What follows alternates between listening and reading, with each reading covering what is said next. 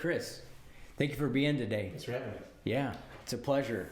Glad to have you on the show, and just go through this little intro right here. Today's guest, Chris, has built his career through hard work, leadership, and a commitment to serving his community. Chris Lake grew right up here in eastern Broome County and has spent over a decade managing teams and construction projects across the commercial and hospitality industries.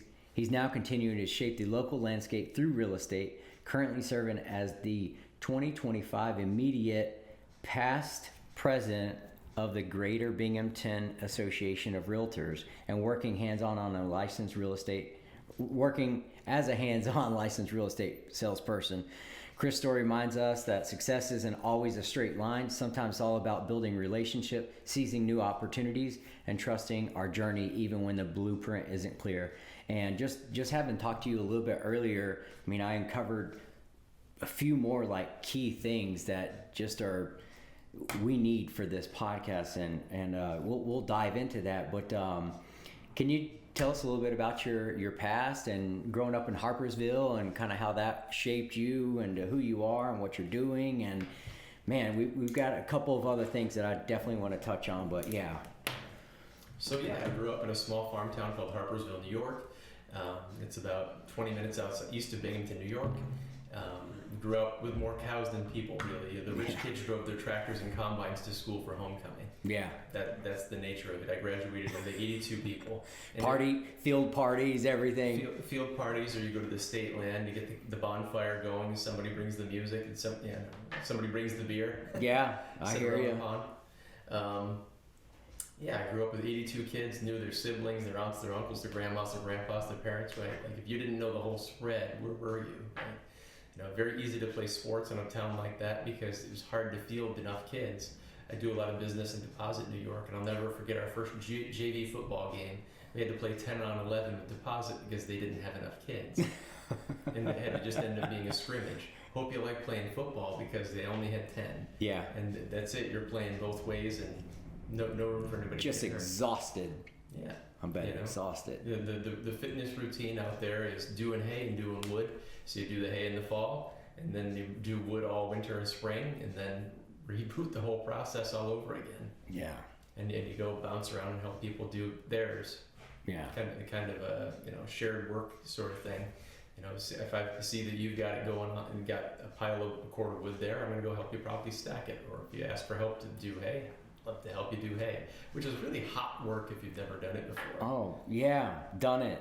From Texas. Had many a summers where I hauled hay, but man, that's some hard work, right? It's fun. Yeah. But I think it builds a camaraderie with the people, and I still kind of use that mentality today when I help maybe a colleague in my own office with something.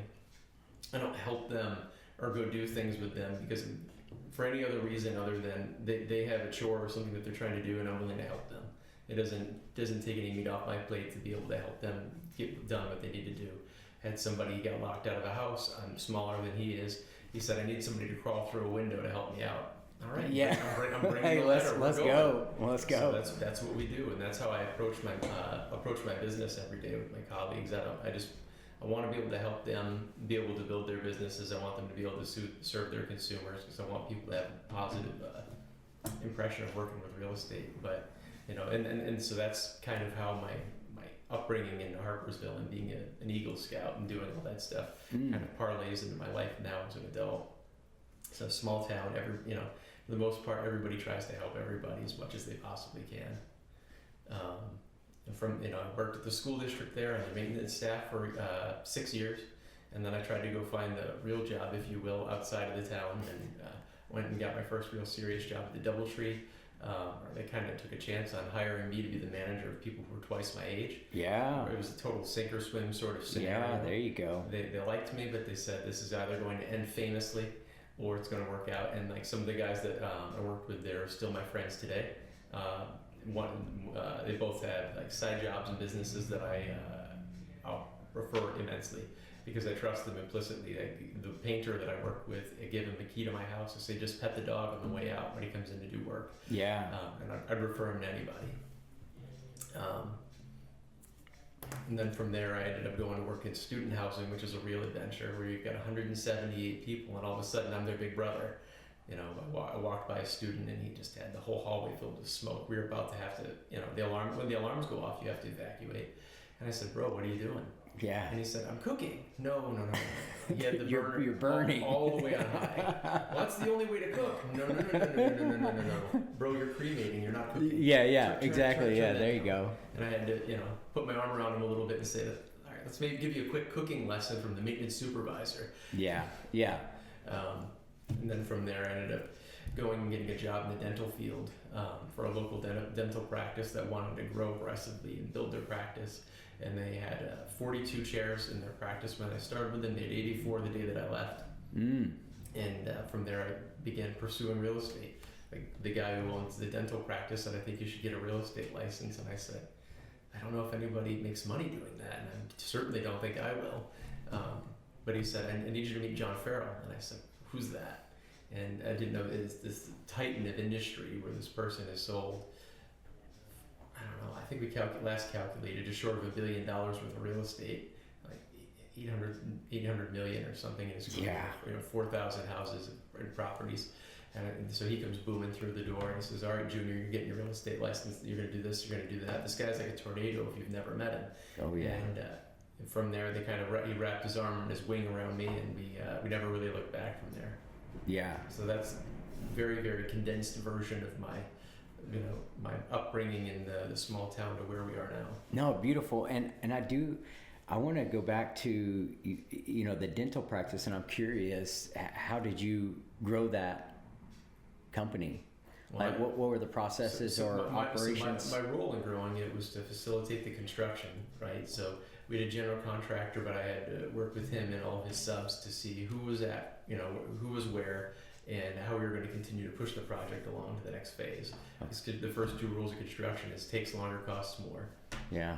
And I did everything I could to try to scrimp and save money on all the projects to where once or twice a year I would drive to Fall River, Massachusetts with a couple of Penske trucks and a caravan, and we would go pick up the things that go in the walls. They're called the in-wall units, where the gloves and the masks and all that stuff and the little hand sinks are. Mm-hmm. Those are custom made by one fabricator on the East Coast, and it's called Design Ergonomics, and it's in Fall River.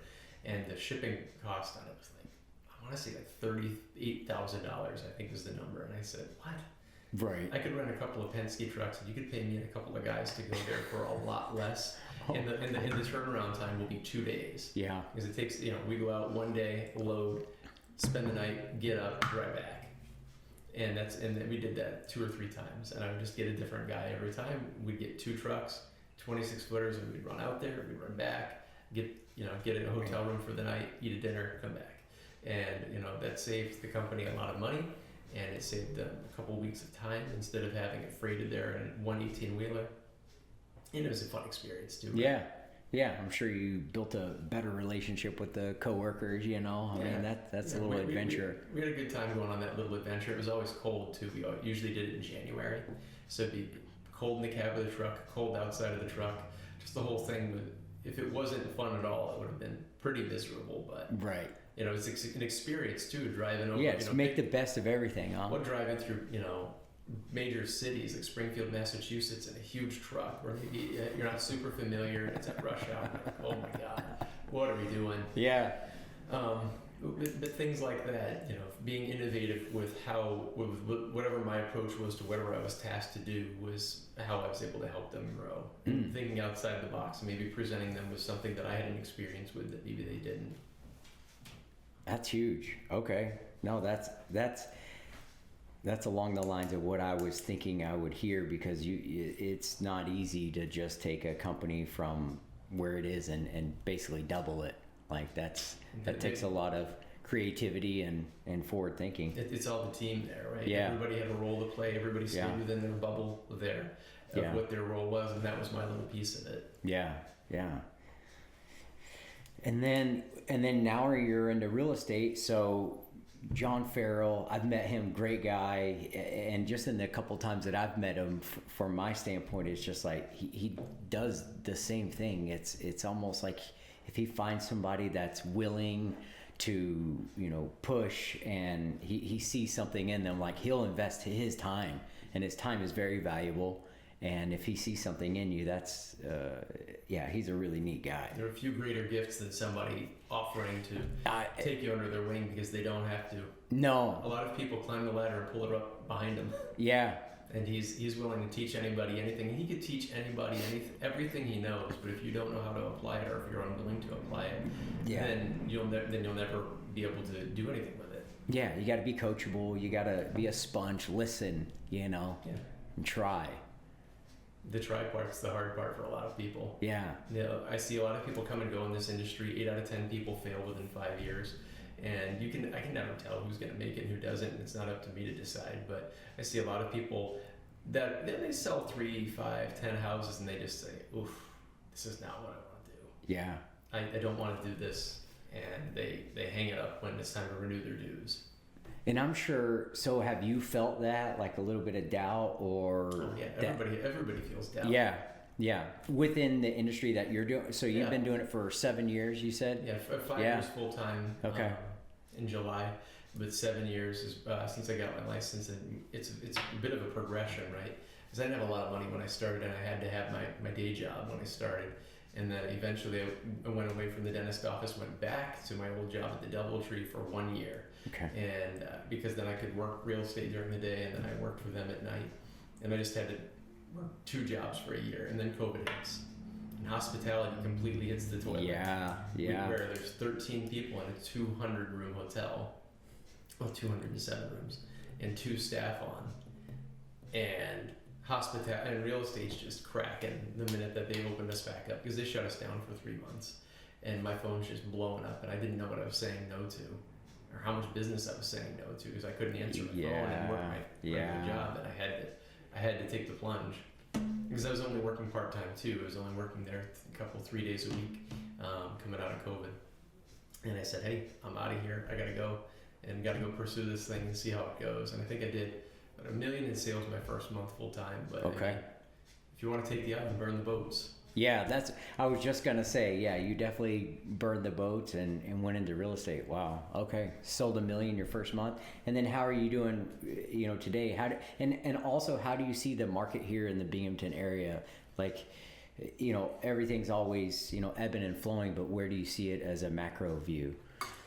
The Binghamton market, the whole Broome County market's interesting in that we have no new construction really. Every once in a while, you'll see new construction, but it's sporadic. It's homeowners building them, not developers. Which is good in a way because we have pent-up demand, but that pent-up demand is frustrating for the buyers, and I understand that. But it's also forcing people to flip houses that are already existing and renovate houses that are already existing. Yeah. Problem is, not everybody's a talent at doing that, and some people do an awful job, and they should not do it. Just because they can doesn't mean they should. They watch too much HGTV, and then you go in and the telltale is when the molding around the trim or the trim around the doors is all messed up and they can't cut a miter. Yeah. Or it's flipped around. Or they install the vinyl plank flooring and they don't leave the perimeter gap, and then it's like walking on a trampoline. Yeah. And they paint over the doorknobs, the door jambs, the outlets, the wall plate covers. You got the old landlord special, and you go, oh. Mm-hmm. Ooh, my favorite is when they cut floor joists to run a piece of PVC. They cut the joist more than in half, run along the foundation. Yeah, that's okay. It'll support itself. It'll be fine. Great. It'll be good. And I'm impressed because now I like that you pay attention to those things. And then, so you're saying from the buyer's perspective, you said something pretty. So from the buyer's perspective, what are they looking for in the Binghamton market? What do you think they're looking for? Security. Yeah. I think that anybody at anything that they're spending is looking for security. So like if I'm working with you as a seller, I'd say, James, here's the things we're going to do. Pretend the homes in the country. I'd say we're going to do a pre-sale inspection, $500-600. You're going to have the septic and well tested, probably pump the septic if you haven't done it annually. Because we don't want to have any questions. We want people coming in with their full confidence when they bring you an offer. That's how you're going to get the best quality, terms, and price. Mm-hmm. Not when people go, well, we'll figure it out after inspections. And then sometimes you have to walk that price back by way of credits, or the people walk away entirely because something comes up that you didn't foresee. Yeah, that's what I was thinking. I was like, why make a promise that you definitely can't deliver on? Yeah, that's smart. So going in with having everybody understand what my comprehensive approach is before we even list, is one of the keys to being able to go from contract to closing, because that's where most deals fall apart, is the inspection phase. Okay. And I want you to be able to bridge that gap to where maybe the people are willing to waive them because you've already done the due diligence for them. Mm-hmm. Every once in a while, somebody will say, "Oh, I don't want the seller's inspection." They got the home inspector to tip the scales. The inspector's running on a license and a code of ethics just like I am. They can't do that, or they're risking their license. So you're really, with most people, probably 9 out of 10 or more, you're building security with them where they can move forward with confidence with them and Uncle Henry. Uncle Henry's always over their shoulder. He loves the kids very much. Maybe they're not even kids. And he's going to give his 2 cents about what his house cost in 1979. Mm-hmm. He's going to give his 2 cents about this house isn't worth it. He's going to give his 2 cents about how the house is in rough shape. Well, a new house here was built in 1991. So every house is going to be a little dated. Yeah. Even the most expensive house I ever sold in this area had a cracked window sash in the living room, and there was a piece of flooring that had to be repaired in the basement. There are no perfect houses. Yeah. But everybody wants security to know they're not buying a dead horse. Yeah. No, and the fact that, and kind of like we were talking off camera, is like that relationship and that trust is basically what you're saying is going to help close that gap of, going from contract to close, or right. Yeah. And the same, and I like to refer inspectors that have a similar tenor to me, because I don't want to make it something sound worse or better than it is. I just want it to be whatever it is. Yeah. You tell me this house is too much for me, I'll fill out the release, I'll kick it to you, and we'll move on to the next one. I'm not going to force you to buy something that you don't want. You can't push a string, is what John says. I'm not going to take you down that road, because that doesn't build security, which is what everybody's looking for, including me if I were to buy a house. Yeah. Or sell a house. I want you to feel secure, and I want you to feel like you got a good deal. If I were to sell you something, if I was selling you my car, I want to take it to have it serviced. I'm gonna have it washed. I want you to walk away feeling like you got a good deal there, and not like, damn it, you got over on me. Yeah. Yeah. You're familiar with getting over? No, I mean like where it came from.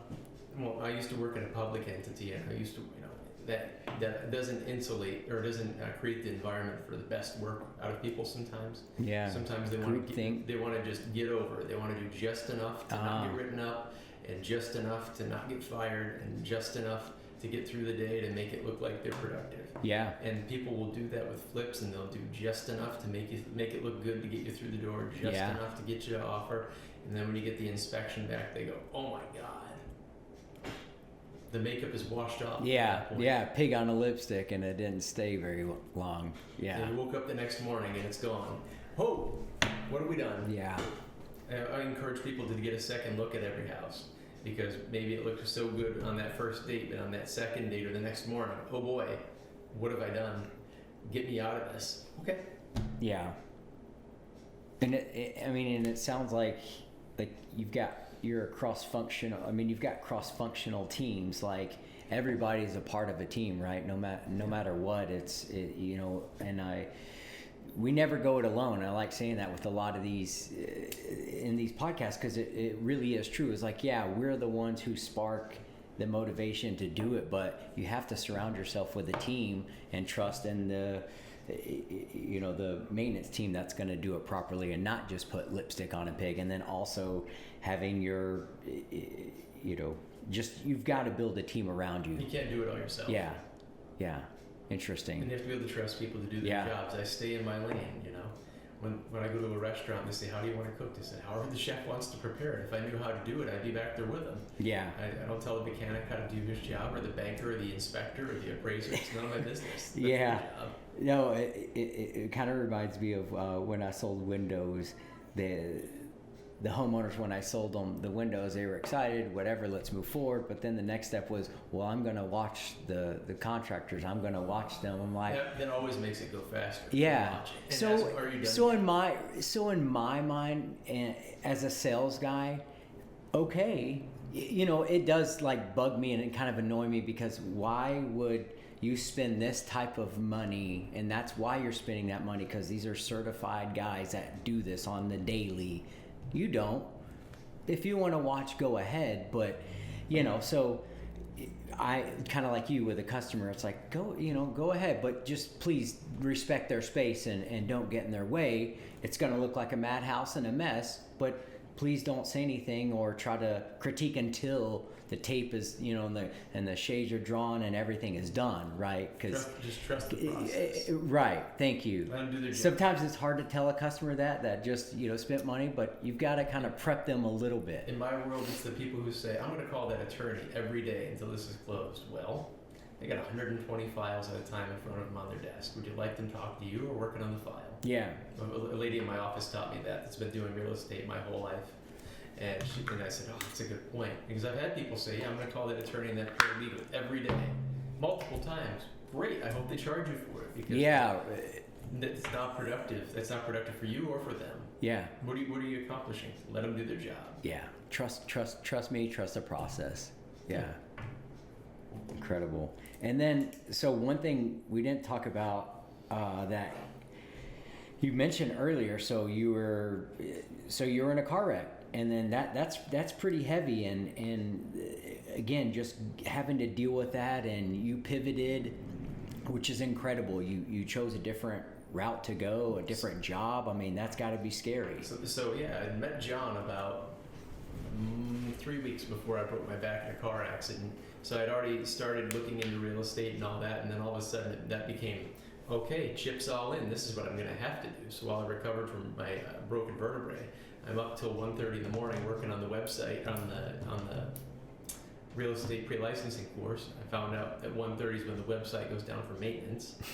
And I'm home with a 1.5-year-old and trying to take care of that and do everything and go to physical therapy and all the different things that I had to do. And then, then I got my license the following March. So I broke my back July of 2017. And I got my license in February and March of 2018.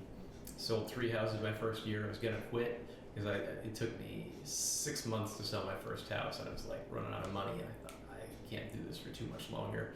Like there's a huge time investment just running around in the Exit Smart Car, our old promotional vehicle. Yeah. We had, oh yeah.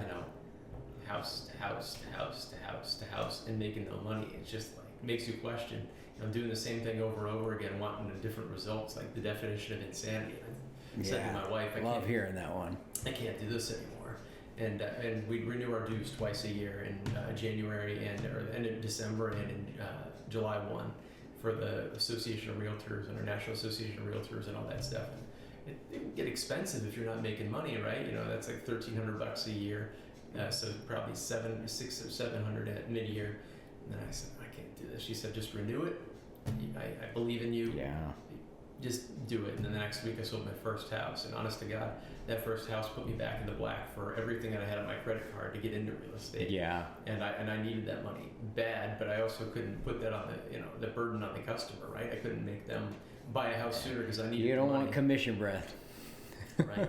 So I just had to trust it and just be patient. And I sold that next house, and I was blessed, and it worked out well. And he was my first customer. I sold that house again 2 years ago too, when he went to move away, which is like the ultimate honor when you get return business. And then a few weeks after that, I sold my second one. A month after that, I sold my third one. So that first year, I sold $463,000 worth of real estate, which it's like a good month. Yeah. In real estate, but I really worked my butt off to do it. And the next year I got my first listing, and I sold 11 houses, and I thought, okay, 1 a month's pretty good. That was good supplementary ancillary income. I was able to pay off debt. Mm-hmm. What I didn't say is my son was born 12 weeks early, and he was in the NICU, and he had a lot of medical debt I had to pay off. Yeah. I had a personal loan I took out. I had a lot of pieces I had to move around to get by. We got a kid with an extreme medical debt. I've got a broken back, and I'm trying to make all these things click together. And it's frustrating, and it's frightening, and it's scary, but I had to keep plugging away. So I spent, the first 13 or 14 transactions paying off all the different loans and debts. The funny thing, though, is the one Christmas, we went to go make a payment on one of his bills, and they said, oh, an anonymous donor's paid that off for you. Merry Christmas. No way. My wife bawled, and she called me bawling, and I can't believe it, and it was, That's huge. Yeah, that's awesome. Wow. I want to do that for somebody. I mean, someday.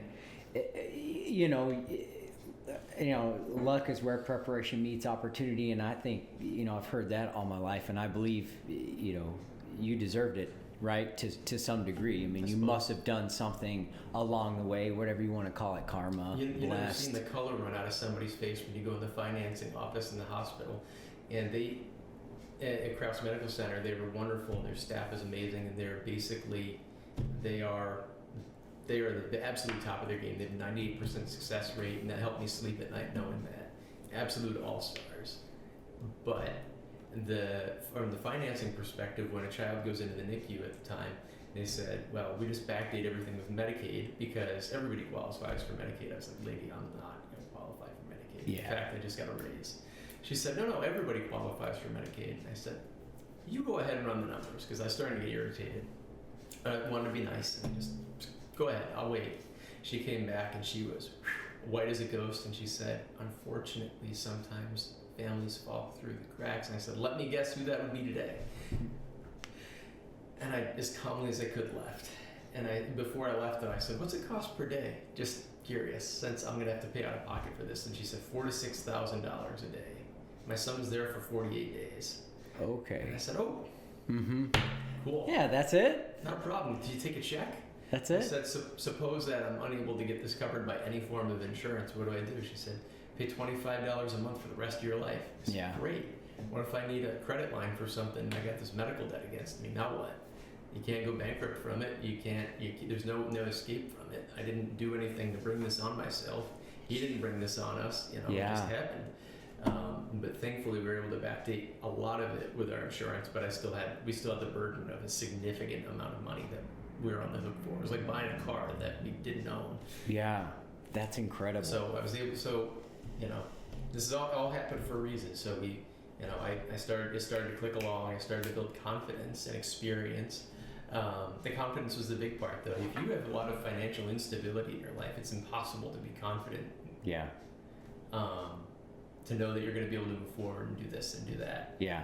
When you've got all these different strings behind you, and I think a lot of things in the world are framed up in a way to take your confidence away because of the financial strains a lot of people have on themselves.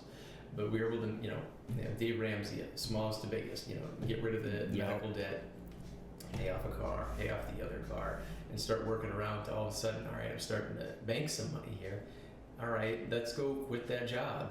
And then, my first month in real estate, we burned the boats, took the island, and sold $1 million worth of real estate, which was phenomenal. So the first year, 463, I'll never forget it. But then I did $1 million in my first month on my own, and I was out running and gunning house to house to house to house, and then it's impossible to not have confidence when you got a little bit of money in the bank. Yeah. And there's stuff starting to come together. You're getting some yeses. 2-3 years in the making, though. Yeah. Yeah, nothing's easy if it's worth it, and that's... The whole my whole career has been one big progression, right? I'm a big believer in manifestation, setting the goal of, okay, I want to have X many of listings in a year, right? It was 4 years ago, I had 13, which I thought was great, which is really good. Okay. And then I said, all right, I want to double that next year, and I did. I had 24. I just short of doubling it. If you got to set that goal high, if you fall a little short, that's okay. Aim for the stars. Maybe you'll land on the moon. And then the next year, I wanted to have 50 or the most in the office, and I got to like 36 or 40.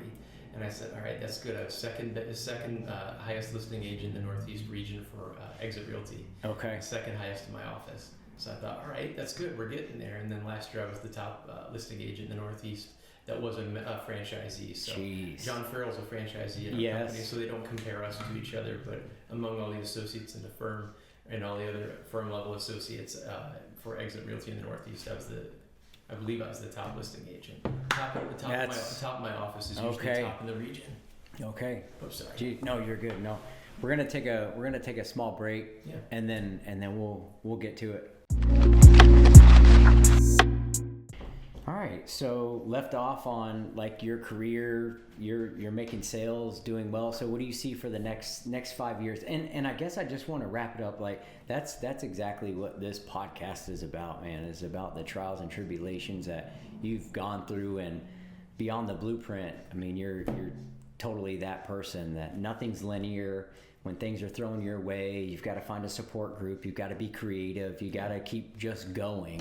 and not giving up. So I tell any of man, I tell a lot of my customers that are going through adversity, because not every transaction is a happy one, death, divorce, breakups, whatever. I tell them that I'm all about the windshield. I don't really use the rear view mirror too much. Life is out the windshield, more windshield people around here. I want them to think that way when they're trying to refocus.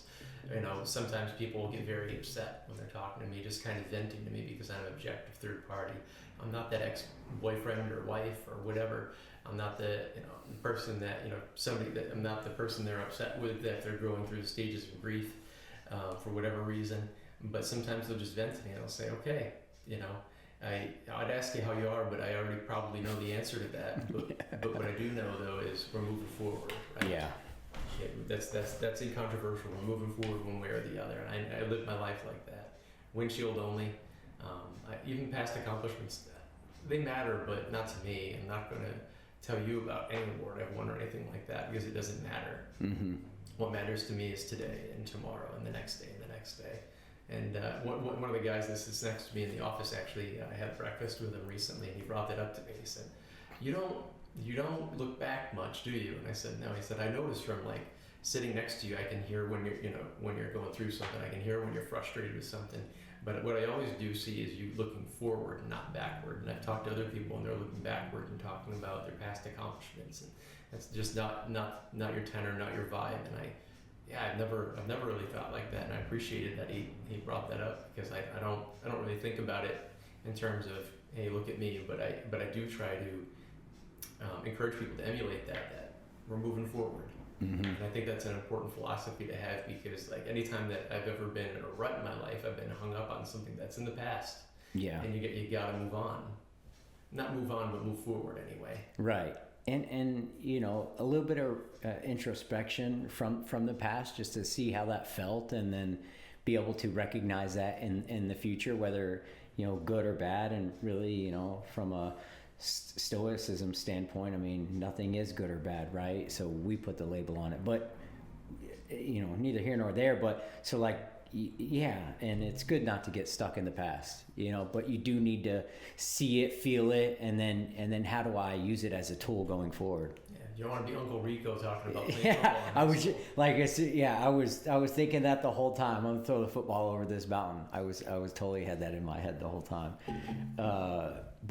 So where do you see your career going in the next 5 years, man? I'm excited. As much you've been hustling these past 7, like.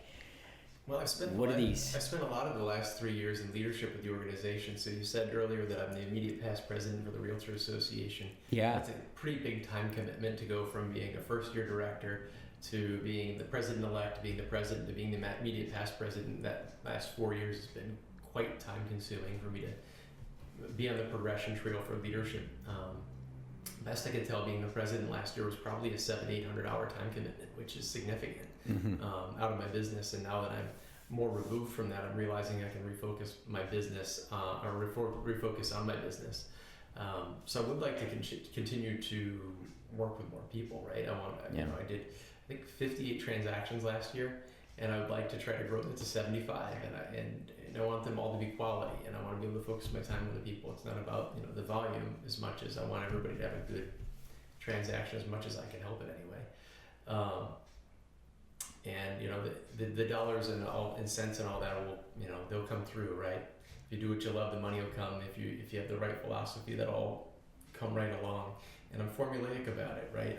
About how I got the listings. I realized that focusing my energy on the listings over the last 3 years to get to where I am now, to where I have the most listings, would end up yielding me probably the best time return, as opposed to chasing buyers and writing offers and maybe getting it, maybe not, maybe getting it, maybe not. Yeah. I thought that would end up being a higher percentage play, and that ended up being true.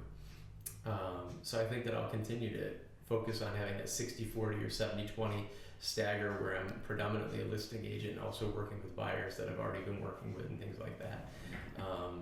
And trying to work on my team aspect of things. Yeah. We don't work with like real estate teams in our firm like other companies do, but being able to maybe get myself an assistant down the road or something like that, and being able to shed some of the things away that I'm not very good at or that I don't want to do, to focus on the things that I am good at. So John is a good example. He has a series of people that work with him that help him with getting that contract to close so he can continue doing what he does best, and that's meeting with people and connecting with people. And I think that that's probably also my strength, not so much being the paperwork guy. Yeah, no, and I hear it's like, you know, like you said, time is money, and delegation is where you can help bridge that gap. And then also kind of knowing thyself, like knowing what I'm not good at, and if I'm not good at it, then I'm not going to try to like be good at it. I just know all my strengths, and then I'm going to delegate or outsource. You got to be competent for whatever reason, for redundancy. But if you're set up in the right situation, then you won't have to do those things all the time. Right. I think that's how you scale. Yeah, absolutely. No, and that's kind of, yeah, you got to shed that in order to move forward.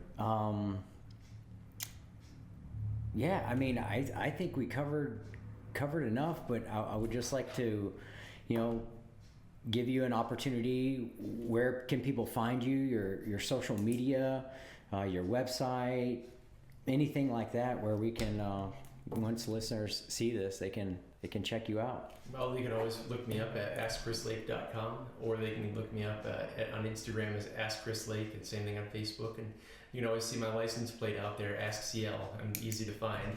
Okay. But they can always call Exit Realty Homeward Bound and look for me, or call me at 607-237-5780, or text.